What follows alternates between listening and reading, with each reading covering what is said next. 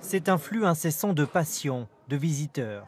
Près de 10 000 personnes par jour, à qui il faut désormais désinfecter les mains, vérifier le masque ou la température. Ça, c'est poubelle. Comme ça. Et ici, ce sont des bénévoles qui s'en occupent. Kamel Boukra et Tania Morès sont venus prêter main forte sur leur temps libre. Lui est un ancien patient de l'hôpital. On m'a sauvé ma vie, cet hôpital. J'essaie de rendre un peu de ce que j'ai de cet hôpital. C'est de bon cœur. Je veux dire qu'on n'est pas là parce qu'on est obligé d'être là. Vous avez rendez-vous? Oui.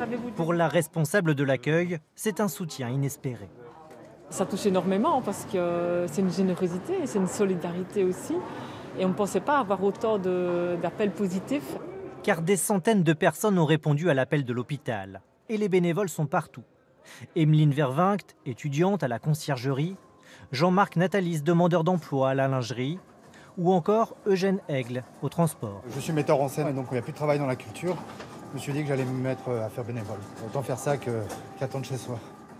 Certains ne viennent que quelques heures, d'autres plusieurs jours par semaine. Le chariot de Gênes nous emmène en cuisine et ici c'est une histoire de famille. Ricardo Harrison Torres, jeune retraité, est venu prêter main forte à son fils, qui est chef d'équipe. On a quand même pas mal d'absents au niveau par rapport au Covid, que ce soit au niveau malade et au niveau pour garder les enfants et tout ça.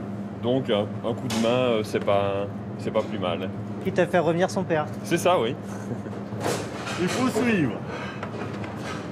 Mais ils sont gentils avec moi. Mais cet appel aux bénévoles n'est pas toujours bien perçu. Les syndicats dénoncent les coupes budgétaires qui ont conduit à cette situation. On a beaucoup de travailleurs qui sont à temps partiel ou qui sont en CDD, qui demandent à augmenter leur temps de travail. Il y a aussi les personnes qui sont au chômage. La direction s'en défend. Aucun bénévole n'est présent dans les salles de soins.